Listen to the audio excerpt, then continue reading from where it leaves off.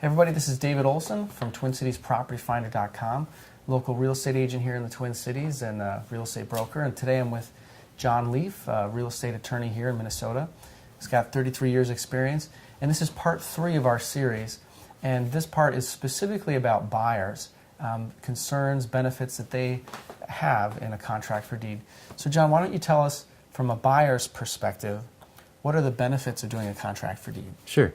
Well, one of the benefits, obviously, is that it allows buyers to buy a property that they might not be able to qualify for a mortgage for. Mm-hmm. As long as the buyer can negotiate the terms of a contract for deed with the seller, they can enter into pretty much any kind of transaction they want to that involves making payments to the seller over a period of time until a contract's paid off and the seller can give the buyer a deed.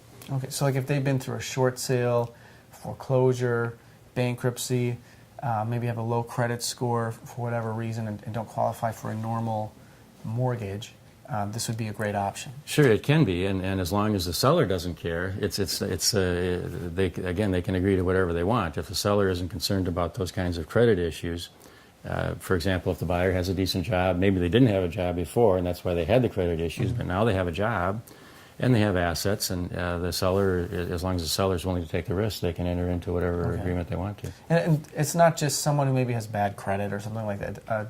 Anyone can do it, right? That's correct. And some people, for example, buyers just don't like to deal with banks and mortgage companies. They'd rather negotiate a deal with the seller and enter into a contract for deed with the seller, who they like dealing with better than a mortgage company. Or it could be a family situation too. That's fairly common, where relatives, whether it's parents and children or whatever, are selling property on a contract for deed. That's done also. So the benefits are, for a buyer, it's fairly easy to qualify as long as the seller is willing to consent. That's correct. There's a lot of flexibility in terms too, correct? Yep. As far as interest rate, monthly payments. That's correct. In general, the buyer and seller can agree to whatever terms they want to, although there is a limitation on the interest rate that the seller can charge to the buyer, and that rate changes every month based on an index. And the easiest way to find that, what that number is to call the Secretary of Commerce. Secretary of Commerce's phone number in Minnesota, and there's a recording that you get that will tell you what the maximum interest rate you can charge on contracts is for that month and the following month. Okay.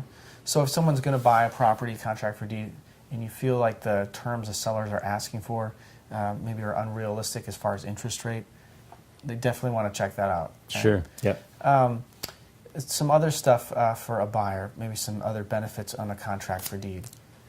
Well, the buyer if a buyer buys a property in a contract for deed, he has all the rights of ownership that any buyer of real estate would have, except what we call a bare legal title. That's the difference between a contract for deed and a mortgage. Mm-hmm. The buyer can deduct all of the real estate taxes and interest that he's paying on the contract for deed, just as he would if he'd taken out a mortgage to buy a property. So they can close faster. They don't have to get other third parties involved. Now they can still do a home inspection, right? They can still get an appraisal if they want. Sure. But it's not necessarily needed. It's not required, but a prudent buyer might want to get an appraisal to make sure that he gets kind of a third party estimate of what the property is worth, so he's not paying too much. Mm-hmm. John, would another person that could benefit from buying a contract for deed be a landlord or investor? Like if they want to get more rental properties and they have too many to qualify for a traditional mortgage, or they don't have all the reserves for all their properties to get a traditional mortgage, could this work for them? For an investor who's buying a property? Yeah. Sure. No, it's done all the time. It's not done as often as it used to be because mortgages at least over the last 15 years or so have been more available than they were for a while. Now, of course, in recent years that's tightened up.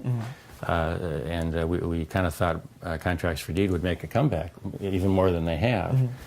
Part of the reason for that maybe is that the reason that they haven't become more common than they have in the last couple of years is that contract sellers and contract investors want to see a significant down payment, and a lot of people just don't have significant down payments now, and if they do, they're the only ones that can get mortgages. Yeah. So if someone's trying to do a contract for deed and negotiating the terms, and they want to make it a little bit more enticing to a seller, maybe one of the things they should do is try to get the biggest down payment they can, right?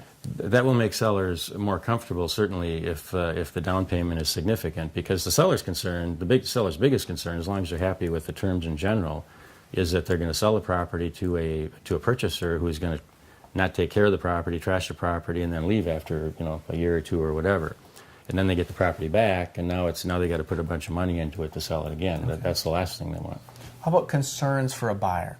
You're buying, what do they got to be careful of on a contract for deed? Well, they want to make sure that they can, first, like any real estate purchase, they want to make sure they can make the payments on the contract, or whether it's a contract or a mortgage.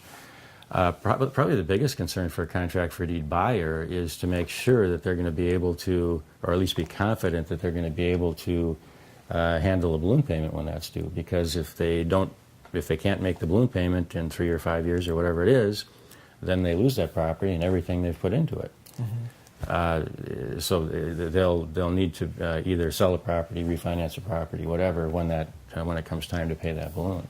Okay, so as long as they can afford it, as long as they can refinance it, pay the balloon, it's a great option.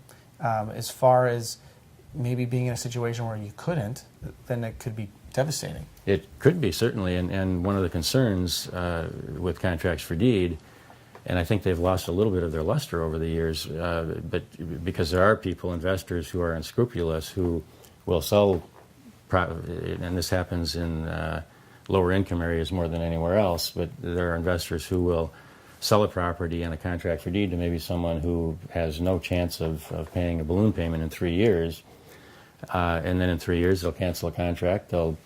They'll keep whatever down payment they got. They've gotten payments for a little while anyway, mm-hmm. and then they'll cancel it and sell it to somebody else the same way. And there was some recent legislation passed in Minnesota, actually, that provides for additional notice requirements before entering into a contract for deed now, but it only applies to sellers who have sold more than four residential properties on a contract for deed within a 12-month period.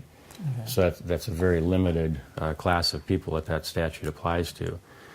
And maybe it's not a bad idea, by the way, to have that notice provision expanded so that mm-hmm.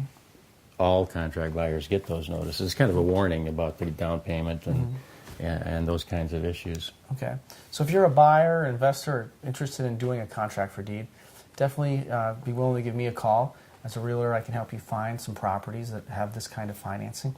But if you have more specific questions about maybe a contract that you're in or a transaction that you've done like this and need some legal advice, give John a call. John, how can people get a hold of you? They can call me at my office. My office phone is 952-938-5535. Email address, leaflaw@q.com, or through my website, which is leaflaw.net. All right. Thanks so much for coming. Thank you, David. All right. And join us for our part 4 here next. Have a great day.